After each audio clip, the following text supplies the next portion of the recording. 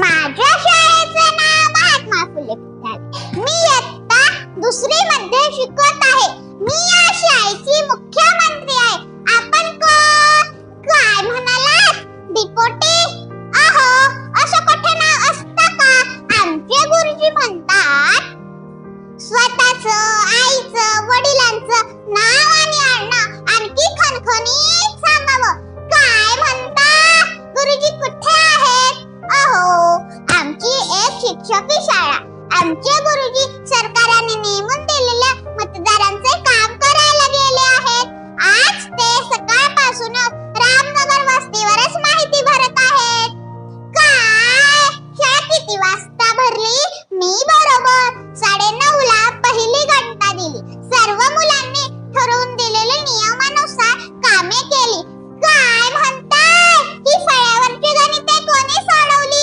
अहो दिपोटी काका, आमच्या शाळेत पहिली, दुसरी, तिसरी, चौथी एकाच वर्गात पण वेगळ्या वेगळ्या वहीत बसतात. पण प्रत्येक जण आपलं मन लावून अभ्यास करतात बरं का. आम्ही खूप हुशार आहोत. बघायचं? ये म्हणजे मालू 27चा पाडा. वाचन, लेखन. अहो, तुम्ही साहेबांसारखे सगळे प्रश्न विचारताय. तुम्ही साहेब तर नाही ना? छे, साहेब असता तर तुम्ही आमच्या गुरुजींना घेऊन आला असता. काका, आमचे गुरुजी म्हणतात शाळा म्हणजे शिक्षण देणारे मंदिर असते. जो या मंदिराच्या पायऱ्या चढतो त्याला लिहायला वाचायला आलंच पाहिजे. खूप मन लावून शिकवतात आमचे गुरु. मग आम्ही मुले सुद्धा जीवाचे कान करून त्याचे सगळे ऐकतो.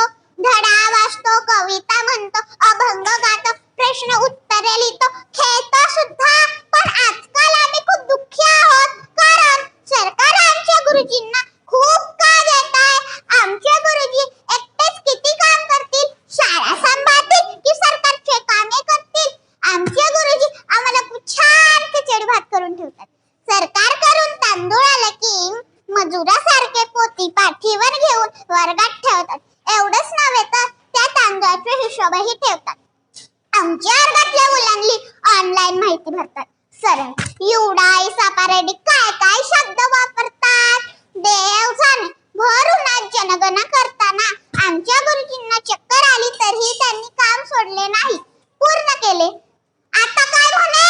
मतदार याद्या, एसआयआर. गुरुजी शाळेत आले तरीही त्यांच्या भोवती लोकांची गर्दी असते. आम्हाला तर गुरुजींचे तोंड सुद्धा दिसत नाही. आता काय? या गावात जन्मलेल्या मुलांची नोंदी, पोलिओ, डास, मेलेल्या लोकांची नोंदी सगळी गुरुजींवरच.